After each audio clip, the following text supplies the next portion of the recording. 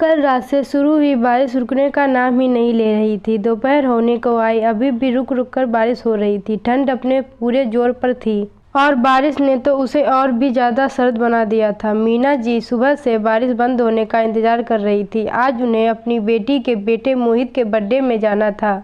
उसकी पसंद के गिफ्ट, चॉकलेट सब उन्होंने मंगवा कर रख लिए थे। अब बस मौसम के ठीक होने का इंतज़ार था। मीना जी को तसल्ली थी कि उनकी दोनों बेटियां टीना और रीना ज़्यादा दूर नहीं रहती थी, इसीलिए हर तीज त्योहार, जन्मदिन या किसी के शादी ब्याह जैसे मौक़ों पर मिलना जुलना होता रहता था। आज भी रीना उनके साथ ही जाने वाली थी। वह दोनों बेटियों के लिए बनाए हुए तिल के लड्डू, गुड़ पाक, गाजर का हलवा डिब्बों में पैक कर रही थी कि बेटे नितेश ने आकर बताया, मम्मा शहर में जगह जगह बहुत ज़्यादा पानी भरा है। बड़ी मुश्किल से मैं ऑफिस से घर तक पहुंचा हूं। दीदी का नया घर तो वैसे भी बहुत दूर है, अक्सर जाम लगा रहता है। रात में वापस आना बहुत मुश्किल हो जाएगा और कल सुबह मेरी एक ज़रूरी मीटिंग भी है। आप दीदी को मना कर दो कि हम लोग नहीं आ पाएंगे। उनको सोच में पड़ा देखकर नितेश बोला, मम्मा दीदी कोई छोटी बच्ची थोड़े ही हैं, समझ जाएंगी मौसम कितना ख़राब है। अभी कुछ ही दिनों पहले ही तो आप बुखार से उठी हैं और फिर संडे को अपने नए शोरूम के उद्घाटन पर सब लोग आ रहे हैं ना, तब यह सब सामान आप उन दोनों को दे देना। जब उन्होंने टीना को अपने ना आने के बारे में बताया तो जैसा कि उन्हें डर था, टीना ने उनकी बात पूरी सुने बिना गुस्से से फ़ोन काट दिया।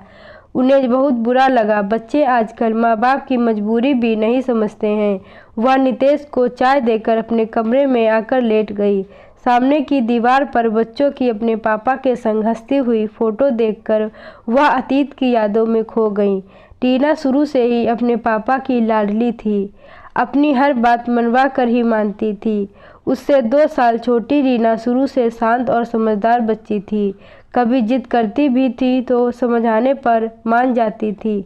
बेटे नितेश को जब भी मार्केट जाओ हर एक बार एक नया खिलौना चाहिए होता था और थोड़ी ही देर में उसके हर पुर्जे को खोल कर बैठ जाता था। उनके पति अजीत का अच्छा खासा इलेक्ट्रॉनिक स्पोर्ट्स का बिजनेस था, वह उसमें बहुत बिजी रहते थे। घर और बच्चों की सारी जिम्मेदारियां मीना जी ने खुद अपने ऊपर ले रखी थी। ऊपर वाले की दया से पैसे की कोई कमी नहीं थी। हंसता खेलता खुशहाल परिवार था। सब कुछ अच्छा चल रहा था कि एक कार एक्सीडेंट में अजीत की मृत्यु के बाद सारे परिवार पर दुखों का पहाड़ टूट पड़ा। अचानक हुए इस हादसे के बाद टीना एकदम गुम सी हो गई थी। वह इस सच को स्वीकार नहीं कर पा रही थी कि उसके पापा अब इस दुनिया में नहीं हैं। अजीत के जाने के बाद उनकी भी दुनिया उजड़ गई थी, पर वह अपने बच्चों को टूटते हुए नहीं देखना चाहती थी। इसीलिए अपने दुख को सीने में दफन कर हिम्मत से काम लेते हुए उन्होंने धीरे धीरे बिजनेस को सीखना शुरू किया। बहुत मुश्किलें उठाईं, पर बच्चों की परवरिश में कोई कमी नहीं आने दी। अपने सुख की परवाह न कर बच्चों की हर ख्वाहिश पूरी की और उन्हें कभी अपने पापा की कमी महसूस नहीं होने दी। अब लगता है कि शायद हर जिद पूरी होने की वजह से टीना थोड़ी जिद्दी हो गई है। पढ़ाई पूरी करने के बाद दोनों बेटियों की अच्छे घर में शादी हो गई। दोनों अपने परिवार में अपने बच्चों के साथ खुश हैं।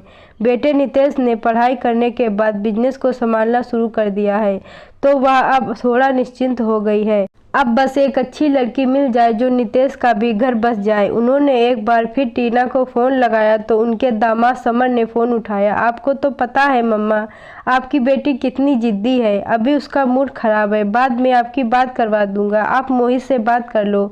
मोहित की प्यारी प्यारी बातों से उनका मन खुश हो गया। नितेश बहुत दिनों से एक नया शोरूम खोलना चाहता था। आखिर उसकी मेहनत रंग लाई। कल उसके नए शोरूम का उद्घाटन होने वाला है। एक छोटी सी पूजा भी रखवाई है। कुछ करीबी रिश्तेदार आ रहे हैं।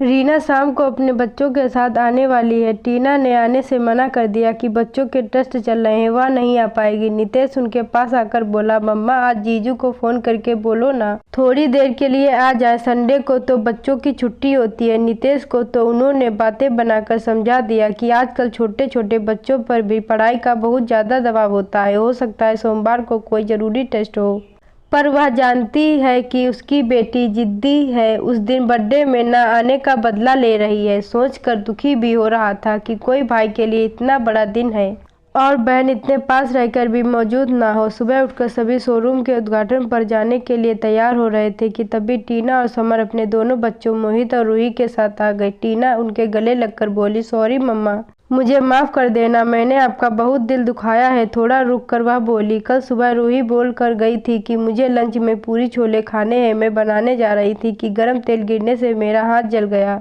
तब तक यह दोनों ही स्कूल से आ गए। मैंने जल्दी जल्दी में इनके लिए वेज पुलाव बना दिया। मैं सोच रही थी कि रूही नाराज़ हो जाएगी कि उसकी पसंद का खाना क्यों नहीं बना। मैंने कहा कि सॉरी बेटा, आज उसकी पसंद के पूरी छोले नहीं बना पाई, कल बना दूंगी। आज आप दोनों बहन भाई पुलाव खा लो। रूही मेरे हाथ पर क्रीम लगाते हुए बोली, मम्मा आप रोज़ हमारी पसंद का खाना बनाती हो, आज नहीं बना पाई क्योंकि आपके हाथ में बहुत दर्द हो रहा है। मुझे पता है आप हम दोनों को कितना प्यार करती हैं, जैसे नानी माँ आपको करती हैं। तब मुझे अपनी गलती का एहसास हुआ कि 10 साल की छोटी बच्ची यह बात समझ सकती है और मैं इतनी बड़ी होकर भी यह बात नहीं समझ सकी कि आप हमें कितना प्यार करती हैं। और अगर आप नहीं आ पाई तो ज़रूर आपकी कोई मजबूरी रही होगी। आपने हमारे लिए इतना कुछ किया कि हमें आपकी आदत सी पड़ गई है। हमने कभी यह नहीं सोचा कि आपकी अपनी ज़िंदगी भी है, जिसे अपने मुताबिक जीने का आपको भी हक है। अब बस करो, क्या मुझे रुलाकर ही मानोगी? जल्दी से गाड़ी में बैठो, उद्घाटन का टाइम हो रहा है। हम क्या मेहमानों के बाद पहुंचेंगे? मीना जी ने अपनी दोनों बेटियों को गले लगाते हुए कहा।